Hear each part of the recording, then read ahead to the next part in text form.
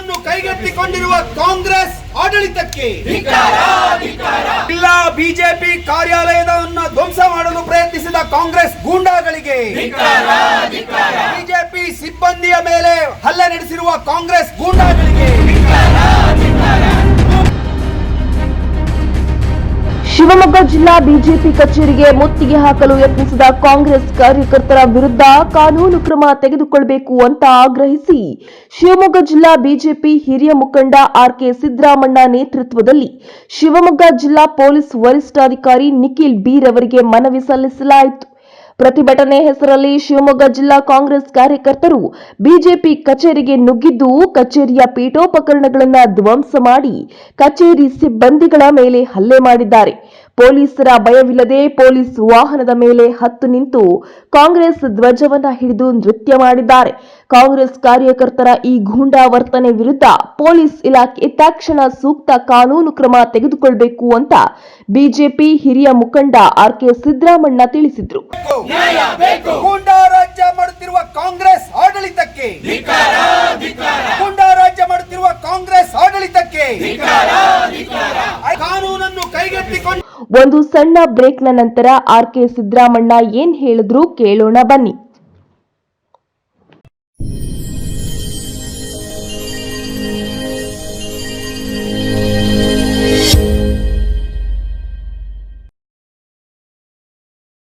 ನಾನು ಸಿಬಿಐನಿಂದ ಪೊಲೀಸ್ ಅಧಿಕಾರಿ ಮಾತನಾಡ್ತಿದ್ದೀನಿ. ನಿಮ್ಮ ಹೆಸರಿನ ಮೇಲೆ ಡ್ರಗ್ಸ್ ಇರುವ ಪಾರ್ಸಲ್ ಸಿಕ್ಕಿದೆ.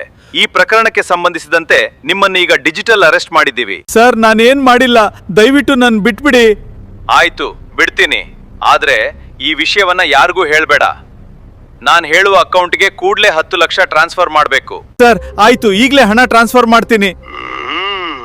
ಅಪ್ಪ ನಿಲ್ಲಿ, ಹಣ ಹಾಕ್ಬೇಡಿ. ಡಿಜಿಟಲ್ ಅರೆಸ್ಟ್ಗೆ ಮಾನ್ಯತೆ ಇಲ್ಲ. ಇವೆಲ್ಲ ಮೋಸದ ಜಾಲ. ನಮ್ ಭಯವೇ ವಂಚಕರ ಅಸ್ತ್ರ ಅಪ್ಪ. ಇಂತಹ ಕರೆ ಬಂದ್ರೆ ಗಾಬರಿ ಆಗ್ಬೇಡಿ. ಮೊದಲು ಕರೆ ಕಟ್ ಮಾಡಿ ಹಣ ಟ್ರಾನ್ಸ್ಫರ್ ಮಾಡಬೇಡಿ. ತಕ್ಷಣ 1930ಗೆ ಕರೆ ಮಾಡಿ ಅಥವಾ ಠಾಣೆಗೆ ಹೋಗಿ ದೂರು ನೀಡಿ. ಜಾಗೃತರಾಗಿರಿ.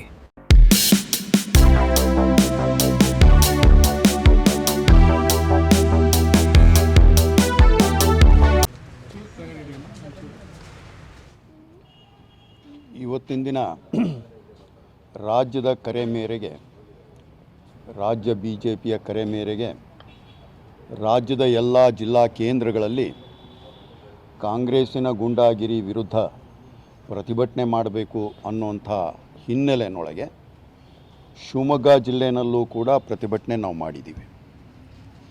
ಮಾಡೋ ಮೊದಲು ಈ ಎಲ್ಲ ಸಂಗತಿಗಳನ್ನು ಕೂಡ ಪ್ರಜಾಸತ್ತಾತ್ಮಕವಾಗಿ ರಕ್ಷಣಾ ಇಲಾಖೆಗೆ ನಾವು ಏನು ತಿಳಿಸ್ಬೇಕೋ ಅದನ್ನು ತಿಳಿಸಿ ನಮ್ಮ ಪ್ರತಿಭಟನೆನ ತಾವೆಲ್ಲರೂ ಕೂಡ ಗಮನಿಸಿದ್ದೀರಾ ಅಂತ ಭಾವಿಸ್ತೇನೆ. ಶಿವಪ್ಪನಾಯಕ ಸ್ಟ್ಯಾಚ್ಯೂ ಎದುರುಗಡೆ ನಾವು ಮಾಡಿದ್ದೀವಿ. ಪ್ರತಿಭಟನೆ ನಡೀತಕ್ಕಂಥ ಸಂದರ್ಭದೊಳಗೆ ಕಾಂಗ್ರೆಸ್ಸಿನ ಕಾರ್ಯಕರ್ತರು ಬಿಜೆಪಿ ಜಿಲ್ಲಾ ಕಚೇರಿಯನ್ನು ನುಗ್ಗತಕ್ಕಂಥ ಪ್ರಯತ್ನ ಅಷ್ಟೇ ಅಲ್ಲ, ನುಗ್ಗಿದ್ದಾರೆ.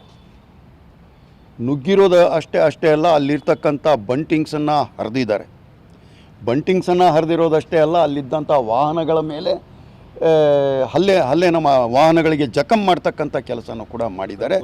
ಅದೇ ರೀತಿ ಪೊಲೀಸ್ ಜೀಪಿನ ಮೇಲೆ ಕಾಂಗ್ರೆಸ್ ಬಾವುಟ ಹಿಡ್ಕೊಂಡು ಹತ್ತಿ ಮಾಡಿದ್ದಾರೆ. ಒಳಗಡೆ ಕುರ್ಚಿಗಳನ್ನು ಕೂಡ ಮುರಿತಕ್ಕಂಥ ಪ್ರಯತ್ನನ ಇಷ್ಟೆಲ್ಲ ಗೂಂಡಾಗಿರಿನ ಮಾಡಿದ್ದಾರೆ.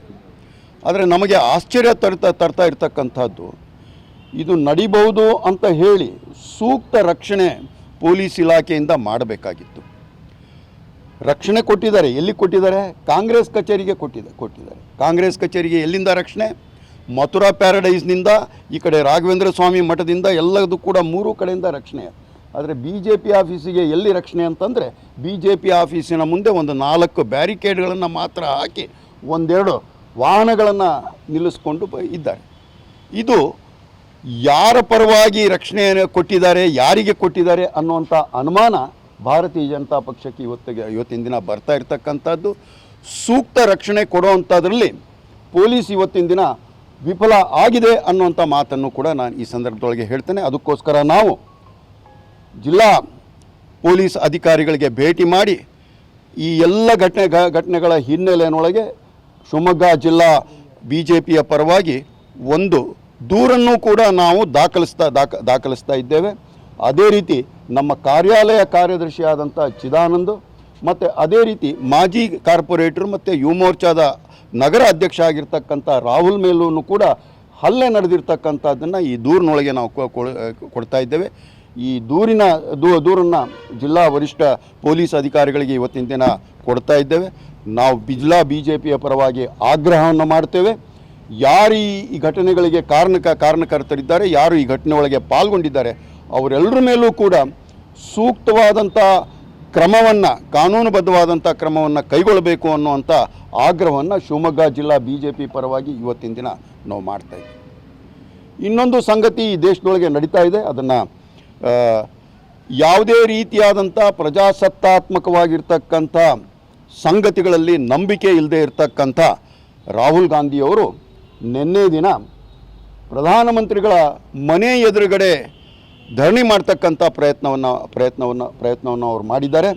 ನಿಜವಾದಂಥದ್ದು ಅವ್ರಿಗೇನಾದರೂ ಪ್ರಜಾಪ್ರಭುತ್ವದಲ್ಲಿ ನಂಬಿಕೆ ಇದ್ದರೆ, ಅವರು ಈ ದೇಶದ ಪಾರ್ಲಿಮೆಂಟಿನ ವಿರೋಧ ಪಕ್ಷ ನಾಯಕರು ಅನ್ನುವಂಥ ಜವಾಬ್ದಾರಿ ಇದ್ದರೆ, ಅವರು ಚರ್ಚೆ ಮಾಡಬೇಕಾಗಿರ್ತಕ್ಕಂಥದ್ದು ಪಾರ್ಲಿಮೆಂಟಿನ ಒಳಗಡೆ ಮಾಡಬೇಕಾಗಿದೆ. ಇವತ್ತಿನ ದಿನ ಅಧಿವೇಶನ ನಡೀತಾ ಇದೆ.